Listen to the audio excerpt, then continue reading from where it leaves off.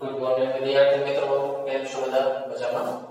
ધોરણ 9 ની અંદર આપણે ગુજરાતી વિષયમાં નવમું કાવ્ય અત્યારે હાલ પૂરું કરેલું છે.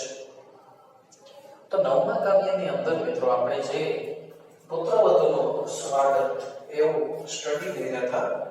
એ પુત્રવધુનું સ્વાગત મખદ અજયશંકર દવે ઉર્ફે સાઈન રાજકોટના ગોંડલના વતની હતા. રાજકોટ જિલ્લો ગોંડલ એનું વતન ત્યાંના હતા. હવે આજે એ આખું કાવ્ય છે ના શબ્દ સમજૂતી, સમાનાર્થી, શબ્દ તળપદ, વિરુદ્ધાર્થી એ બધું આપણે કરવાના છે. તો સમાનાર્થી કહો કે શબ્દાર્થ કહો કે શબ્દ સમજૂતી કહો, તે બધું એક જ. તો ચાલો શરૂઆત કરીએ.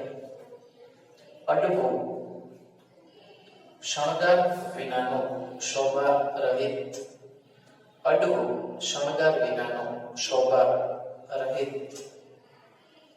આંગળા આંગળીઓથી લીપણમાં કરાતી ભાત.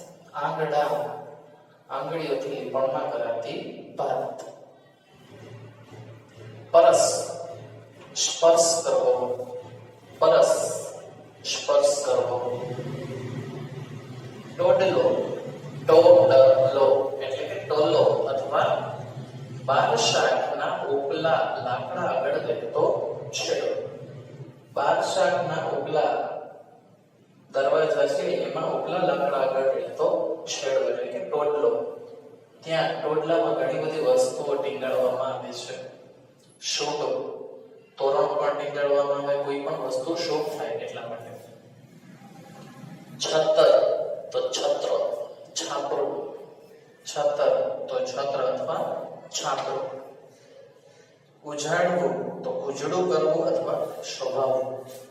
ઉજાડવું તો ઉજળું કરવું અથવા શોભાવવું. વિરુદ્ધાર્થી શબ્દો છે મિત્રો. સુગંધ તો દુર્ગંધ. સુગંધ તો દુર્ગંધ. તડકો તો છાંયડો. તડકો તો છાંયડો. ખુલ્લું તો બંધ. ખુલ્લું તો બંધ.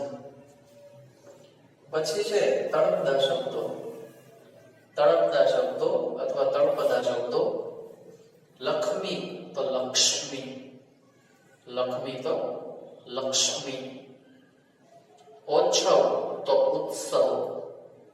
ઓછવ તો ઉત્સવ. જીવતર તો જન્મારો અથવા જિંદગી. જીવતર તો જન્મારો અથવા જિંદગી. પછી છે રૂઢિપ્રયોગો. કુળને ઉજાડવું એટલે કે કુળને શોભાવવું. કુળને ઉજાડવું એટલે કે કુળને શોભાવવું. કુળની પ્રતિષ્ઠા વધે તેવું કાર્ય કરવું. બરાબર. કુળને ઉજાડવું એટલે કુળને શોભાવવું કે કુળને પ્રતિષ્ઠા વધે તેવું કાર્ય કરવું. ખ્યાલ આવ્યો મિત્રો? પછી છે સ્વાધ્યાય.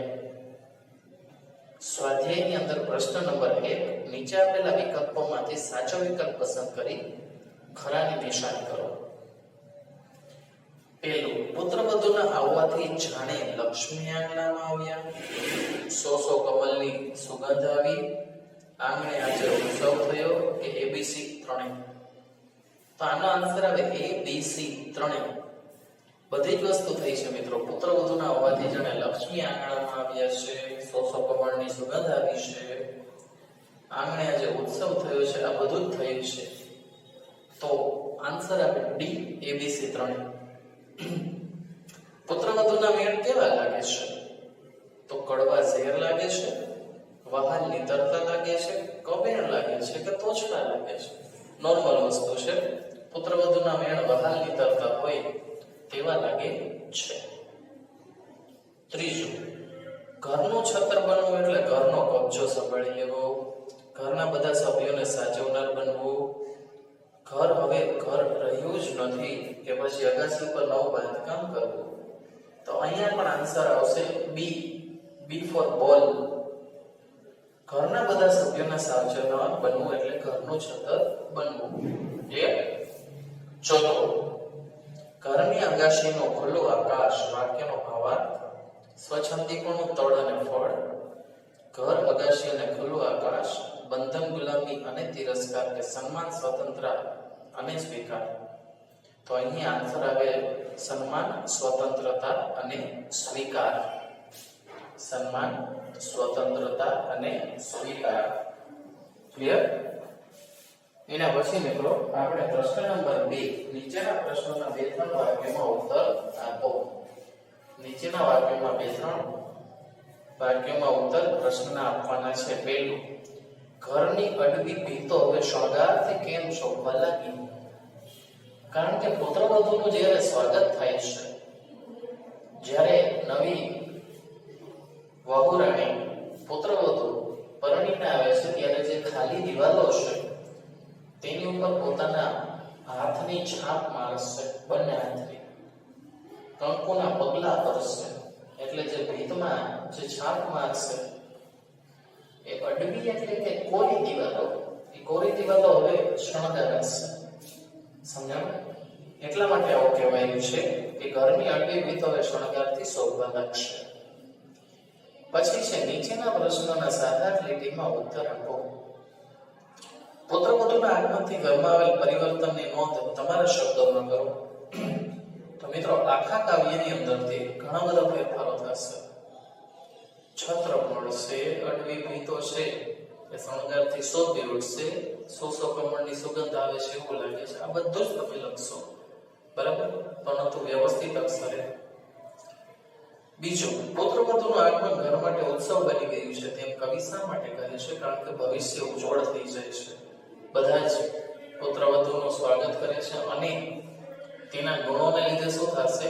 તેના ગુણોને લીધે આપણે પણ ખૂબ જ, અહીંયા કવિ એવું કહે છે કે ગુણોને લીધે આખું ઘર છે સુશોભિત થઈ જશે. બધા જે ઘરના સભ્યો છે એ ખૂબ જ આનંદિત થઈ જશે. તેને બધી જ રીતે સુખ સગવડ મળી રહેશે અને પુત્રવધુ સાચવી લેશે.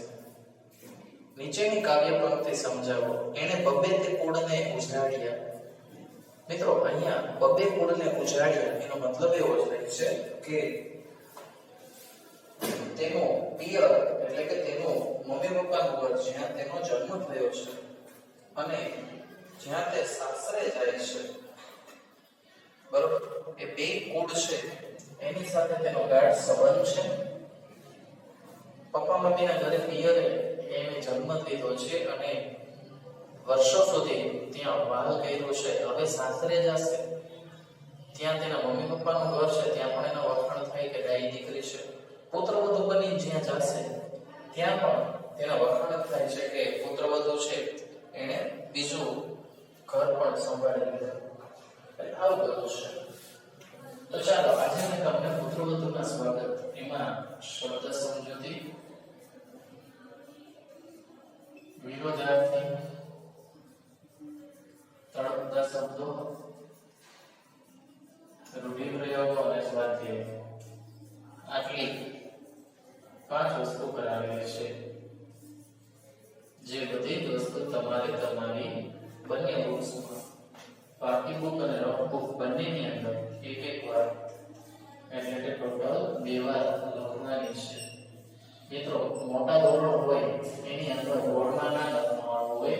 તમારે પ્રશ્નોત્તરી તમારી જાતે પાઠ તમને સમજાવી એટલે વ્યવસ્થિત તૈયાર કરી લેવાની હોય. ક્લિયર?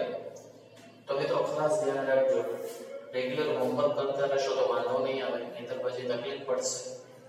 ચાલો મળશો આવતા નેક્સ્ટ વિડીયોમાં. ત્યાં સુધી બધા જ મિત્રો ઘરે રહો, સુરક્ષિત રહો.